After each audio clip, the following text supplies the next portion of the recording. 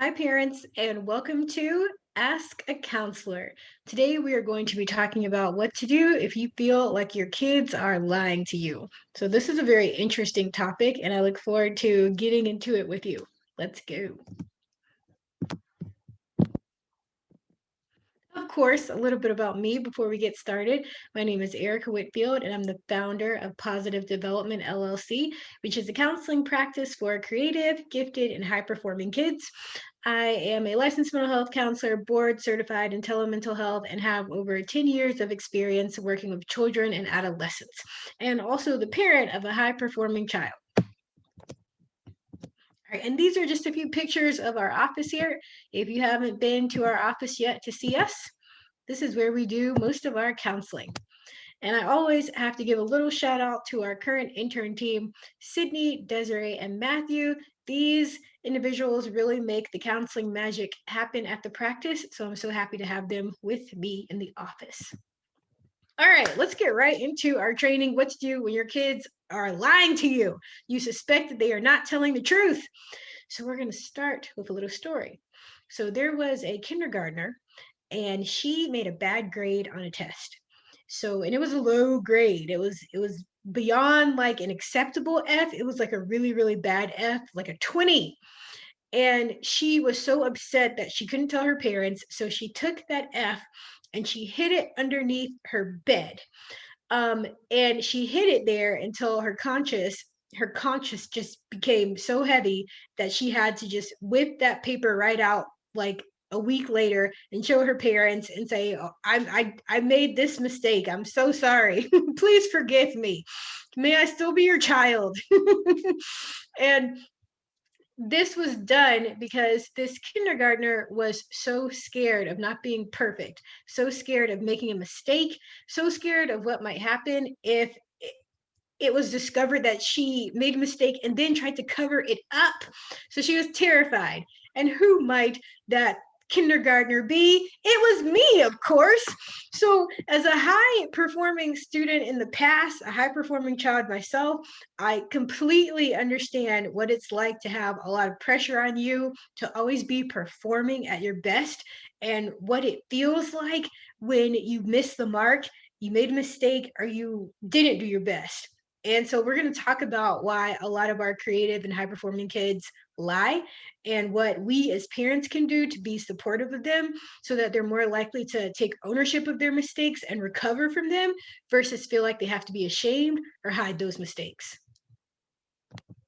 All right, number one.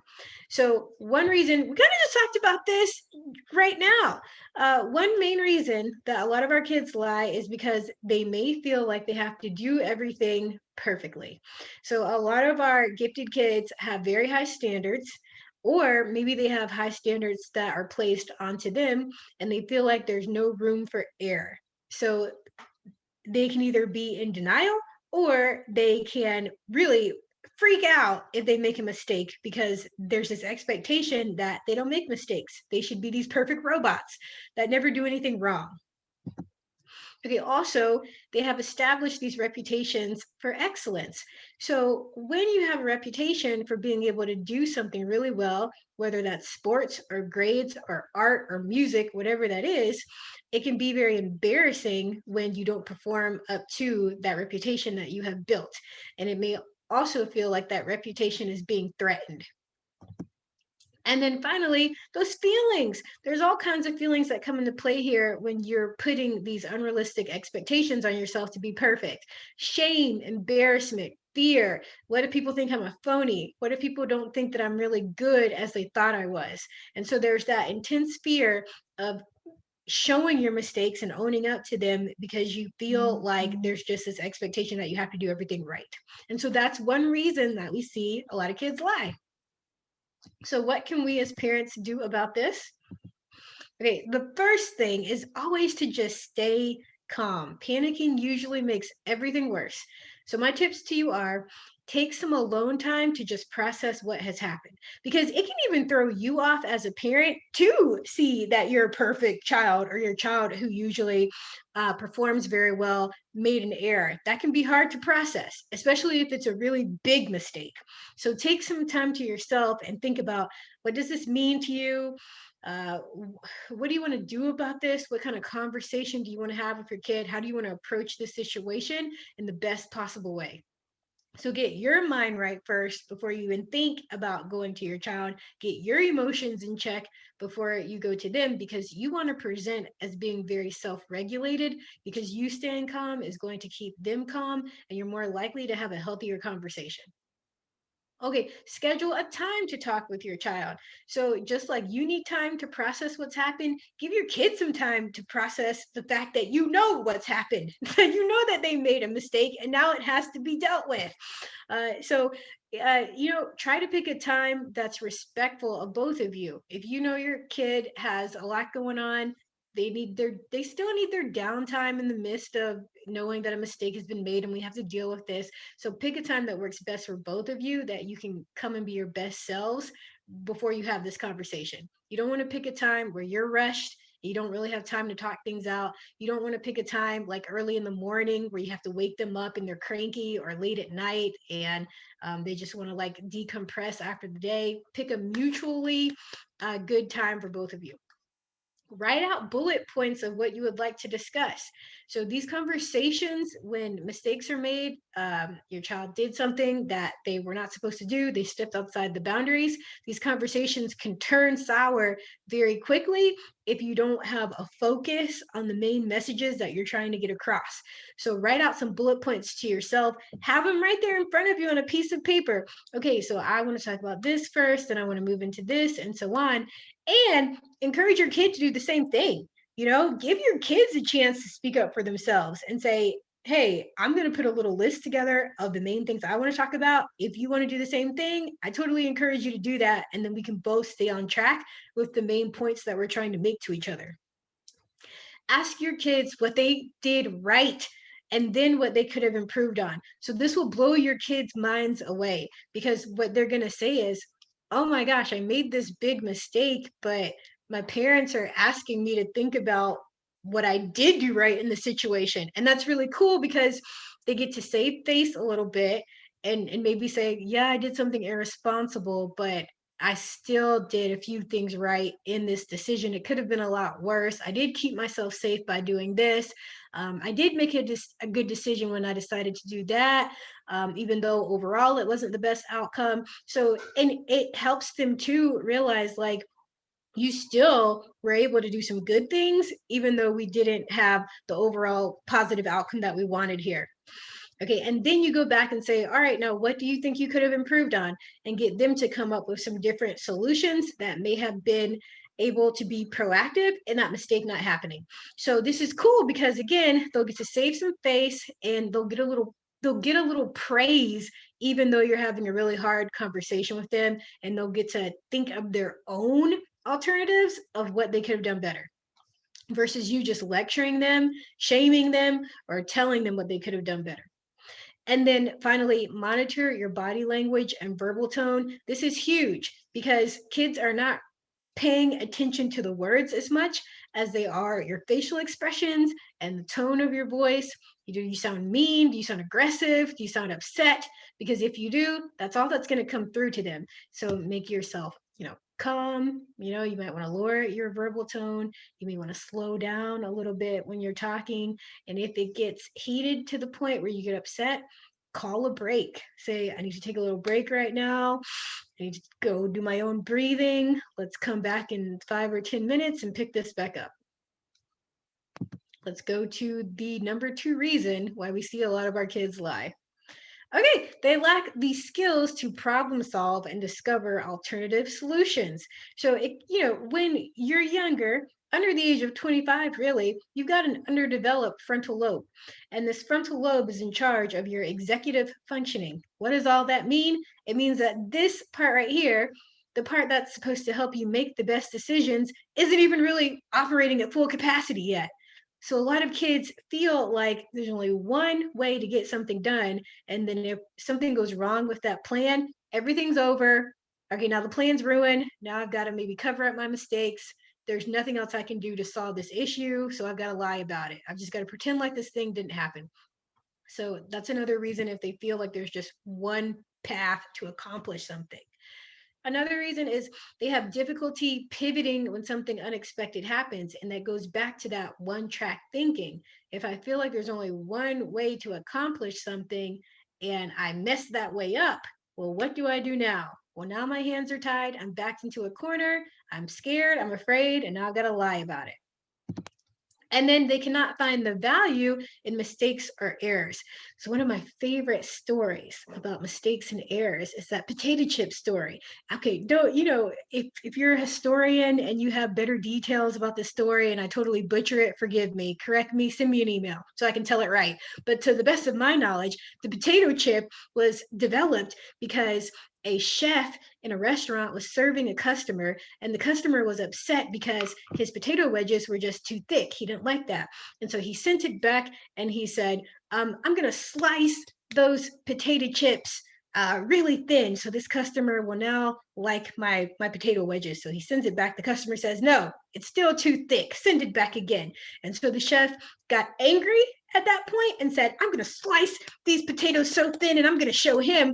And he wasn't even trying to invent the potato chip.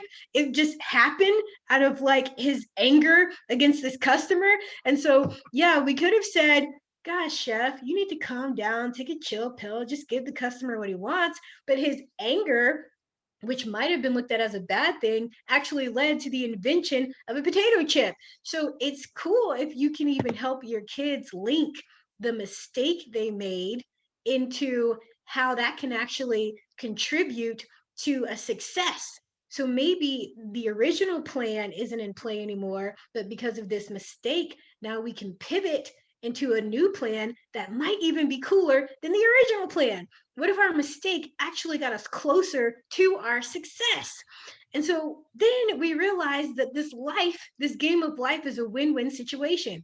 We can follow the plan and get great outcomes, or we can deviate from the plan, we can make a mistake and still get great outcomes. It's a win-win situation, and that makes us a little less afraid to admit to mistakes, maybe a little less it may make us a little bit less apt to lie. All right, so what are we going to do about this one? Ask your child to think of other ways they could have solved the problem. So we can say, all right, you snuck out of the house and because you wanted to go to this party, what are some other things that you could have done besides sneaking out of the house? Well, maybe I could have asked you.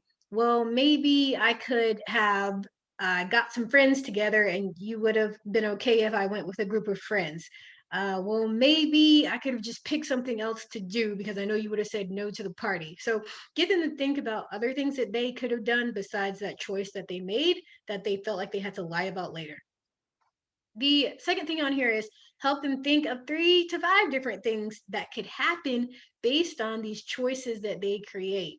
All right. So, for example, the example we just used. So, let's say your kid snuck out of the house and they say, well, maybe I could have asked you. Okay. Then help them really think that through. Okay. You asked me. Maybe I was going to say no. Okay. I said no. Maybe you could have negotiated, like, hey, well, you can drop me off and meet the parents and give me like a short timeline that I can be there so at least I can experience the party a little bit. So just go, it's called the downward arrow method. Keep going until you get to something that makes sense to the two of you. And then when you finish, thinking about those 3 to 5 things that could have happened based on that choice. If you don't like the end result, that's your indicator to think of a different choice and just keep going with that until you both come up with something that does make sense to you. And then allow them to tell you the possible pros and cons of each choice. So again, this is so important. Instead of you lecturing or telling your kid the bad things that could have happened because of this lie that was told, instead of you trying to be their conscience, let their conscience speak, let them tell you, okay, this choice had these positives, but it also had this con. These alternatives that I'm thinking of right now, these are the positives of those alternatives, these are the cons, and then what decision do I feel like I need to make that's going to get me the best outcomes? Let them do that work. And it's going to be so much more meaningful if they do the work because it's internally coming from them. It's not something that they feel like is being imposed onto them. And we're more likely to follow our own feedback and guidance that comes from within because that just feels right. All right. So what should we do? I think that slide is a little premature, so let's go to this one. Number 3, they fear the consequences. All right, this is a biggie. This is a huge reason why a lot of kids lie. They are super scared of what might happen if they get caught in this lie. Is their phone going to get taken away? You know, are they going to be told that they can never talk to this certain person ever again?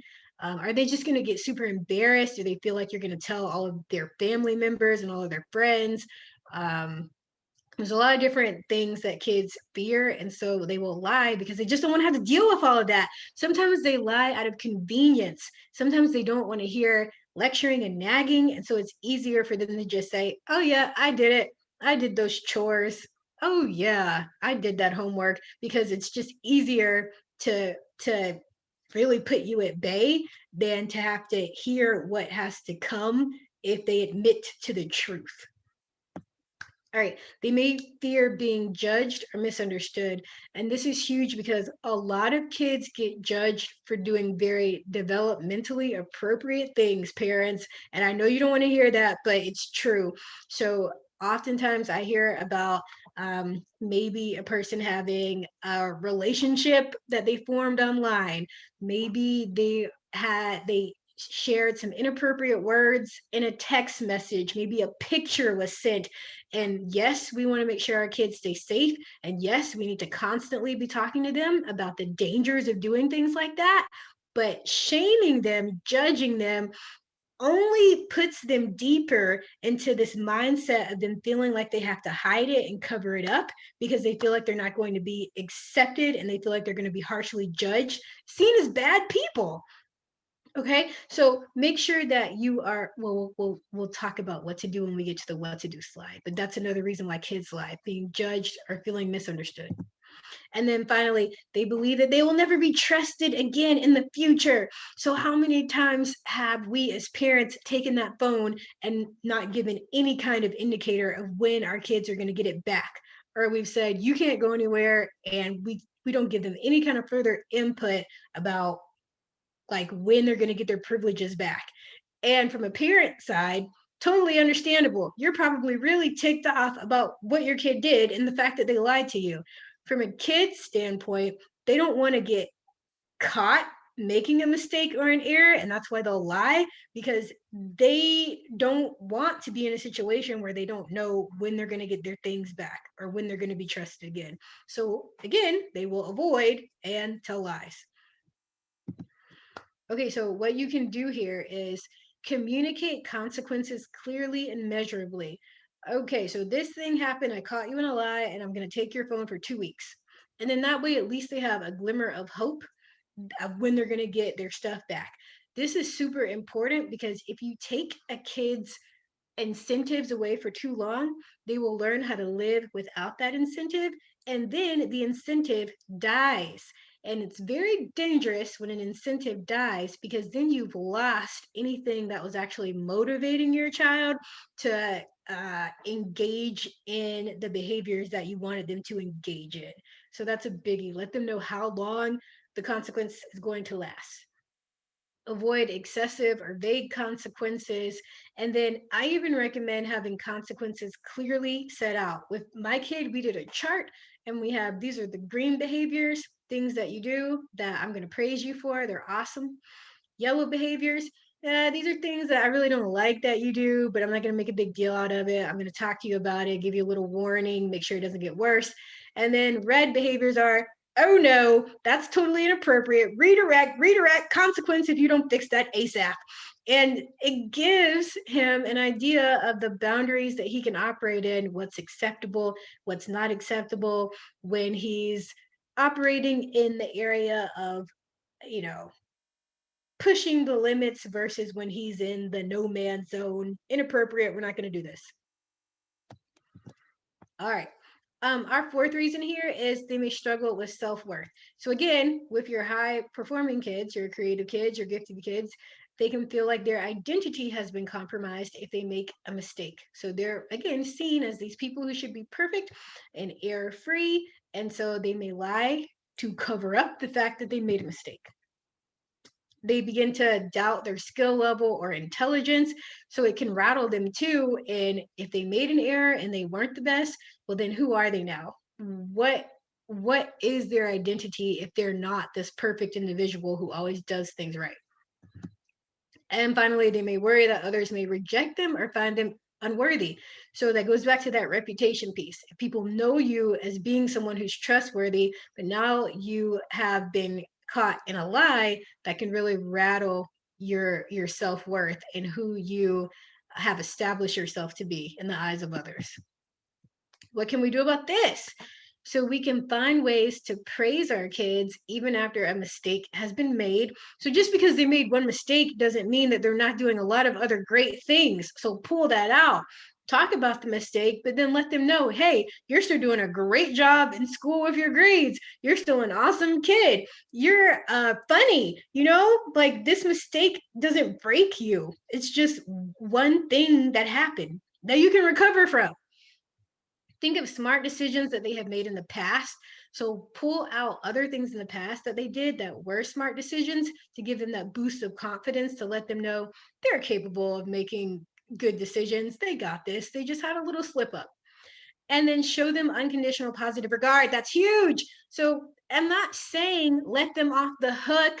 I'm not saying don't give them a consequence. Definitely give them a consequence. If you don't give them a consequence for this, and it's an ongoing thing, and you don't give them a consequence, you're just teaching them that they can keep doing it. So give a consequence, but when you give a consequence, still show love. Hey, yeah, I have to take your phone away for 2 weeks, but I still think you're awesome. Want to hang out? And if they're in middle or high school, they're going to roll their eyes and say no, but at least you tried. It's like if there's something coming up that's totally unrelated to this lie or error that they made, you don't have to hold that thing over their head and say that you can't do it anymore. You can still do those things. And my email's going crazy over here. There we go. Okay. So yeah, still like hang out, take them to a fun place that you plan to go. You don't have to like shut everything down because this mistake has been made. You can bring in a consequence that fits the issue at hand. All right. And then the last reason, they don't want to be viewed as the weak link. So a lot of our kids, they may see others excel with little difficulty, especially in your high functioning families where everybody has like their skill and their talent and everybody's just rocking it. They're rocking and rolling, no problems over here. It can be hard to admit that you were the one person who actually made a mistake in something or who was struggling in something. So you might want to hide that and not let anybody know. You might tell a lie. They don't want to burden other people with their problems. So if I'm seeing everybody else and they're doing so good and they don't need any help, well, then I shouldn't need any help either. Well, actually, I do need help, but I'm not going to say anything. And now I'm going to start lying about the problem. And then they may not have witnessed how strong leaders recover from mistakes. So they're looking at all these people that they admire, family members, friends, and they think, oh, they have it so easy. They never mess up. Little do they know these people are probably making mistakes all the time. They just know how to recover from those mistakes. So what do we do about it? Share age appropriate stories about mistakes that you have made in the past. So let them know, hey, look, I messed up in this situation at work. But this is how I recovered from that error. And this is like the lesson that I learned from it. You can talk about how you recovered from mistakes and you can ask them for their help, or you can even let them see you asking other people for help. So like, you're in the living room, you can't remember a definition to a word, ask their help. Hey, can you look this up for me? Do you know what this means? Or if you're working on a project, bring them over and say, hey, how does this look? I can't figure out this certain piece to this. Can you help me out with this? Model what it looks like to ask for help, and then they'll get more comfortable asking for help and have may have less intentions on lying and trying to cover things up versus just reaching out for assistance. Okay, so if that is all you needed, thank you very much for being on this webinar about why do our kids lie. If you have any other questions, feel free to reach out to me. But if you want more, I want to show you our new program called Balanced Intensity. This is a 9-week online coaching program helping gifted and high-performing students manage school, life, stress, and self-care. So what we do here is we know that our creative and our gifted and our high-performing kids have some unique struggles sometimes, like high stress, mood swings, declining grades, problems with focus, harmful perfectionism, doubt and abilities, fear of failure, lack of sleep, all these things that might be prone again to this idea of, being under a lot of stress and feeling like you have to hide your mistakes or lie about things that are going on versus just being upfront about what's happening. Anxiety, depression, self-harm, school avoidance, those are the things that we see when things have become more extreme, but they can occur. And so in our program, we take our kids, middle and high schoolers, and over 9 weeks, we go over some of the main things that stress them out. So we talk about time, what to do when you feel like you don't have enough time, you can't get everything done, you're lying about doing your chores because you just didn't want to hear your parents get on you again about why they weren't done. So how are you spending your time? How do you want to spend your time? And then how can you put your ideal schedule together that really fills you up versus burns you out? It makes you feel like you have to hide things. Expectations and high pressure, we look at how do they differentiate between what they expect for themselves and what other people expect for themselves so that they can show up as their true, authentic selves. And they can be honest about what it is that they want and what it is that they need. And then we look at balancing self-care and success. So this goes into our gifted and high performing kids have really big goals, and a lot of them don't want to slow down. They want to join NASA and form the first colony on the Mars. So we are going to show them how to incorporate self-care along their journey of achieving all of these huge goals that they have. So 9-week program where we touch on some of the main things that our high performing kids usually deal with. And again, we look at identifying our time consuming and energy draining activities. We prioritize to create our ideal schedules. We identify high pressure expectations that cause stress and anxiety. We learn strategies to become assertive to meet our needs so we don't have to lie about our needs. We reframe perfectionist thoughts that cause worry and stress.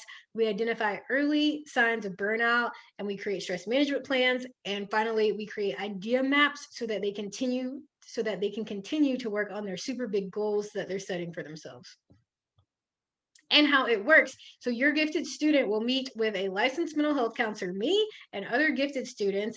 And it's really great because we'll be able to just get really great feedback from each other and share about the things that we find are our strengths, our weaknesses, things that we struggle with, and get feedback on how other people are already dealing with those things, along with the skills that we'll learn in the program. Or your child might just meet one-on-one with me and have all that time where they can just solely focus on putting plans and strategies in place for themselves in a meaningful way, customized just for them. And our goals for our program are to help our kids discover how to become more comfortable trying new things. We want to learn ways to deal with academic stress and other stressors in healthy ways. And we want them to be proud of their efforts in taking on challenges with less fear of failure. So we want to create leaders that have integrity as they move on to create these innovations that are going to change the world. Our price for our program is only $1,500 for the entire 9-week program, or you can break that up into 3 monthly payments of $650. If you catch our early bird special, you'll only pay $1,050 for the entire 9-week program. Okay, so thank you so much for watching this webinar. You are an amazing parent. If you want to learn more about that program, Balanced Intensity, go to our website, www.positivedevelopmentllc.com. Thank you again for watching and have an awesome day.